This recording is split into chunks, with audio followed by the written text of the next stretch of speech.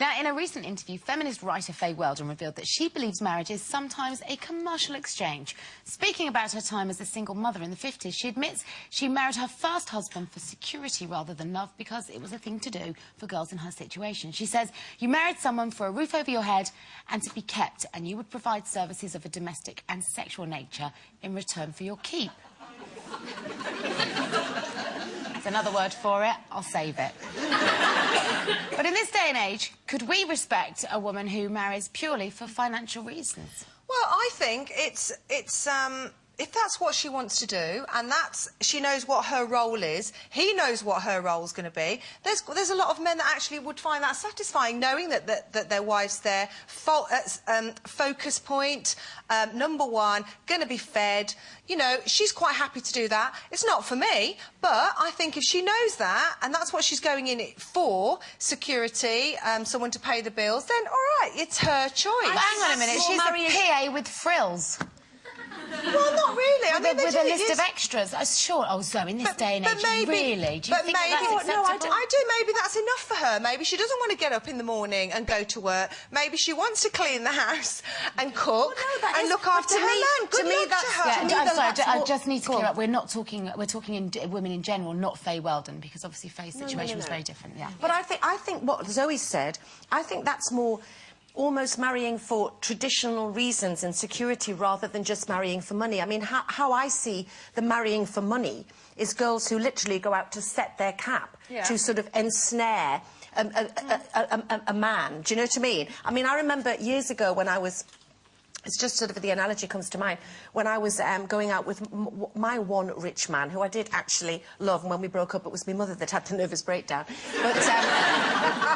But he took me to, why don't you just give it one try? And but basically, we went to this gorgeous hotel in Italy, and I remember sitting around by the pool. And there was these young girls who can't have been much more than 19, 20, 21. And they were sort of rubbing sun oil on the back of these granddads. I mean, little wrinkly granddads. And I just thought, there is no money in the world that would have me going and... I've got a friend of a friend, who sole purpose in life was to go and find herself a rich man. Didn't want to work, very beautiful girl, so she would have been a good catch, and now has this fabulous life. Whether she fancies him or not, I don't know. I've never really asked her, I doubt it. But that was her choice. You know, he's happy, she's happy, so what? No, say they're happy. What about love? Isn't marriage about love? Isn't that the most important ingredient? Well, just because she's not working doesn't mean to say she doesn't love him.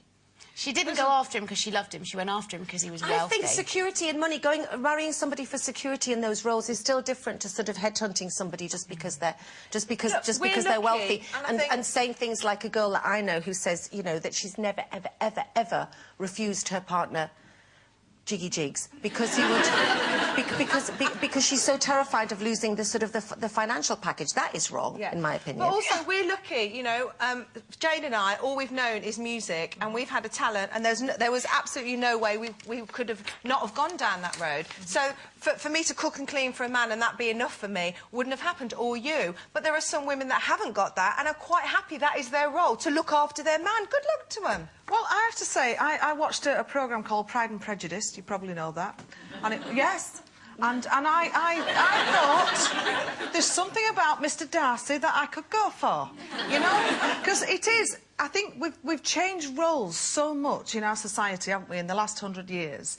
And I think that's the problem now. Your parents used to pick, you know, someone who could look after you and the family, and love didn't really come into it that much in those days. And I'll tell you something else, girls, there's a lot of people in poor relationships who don't fancy or love their husbands as well. So I'd rather be rich in one than not, you know what I mean? They say money doesn't bring you happiness, but it makes miserable a darn sight better, doesn't it?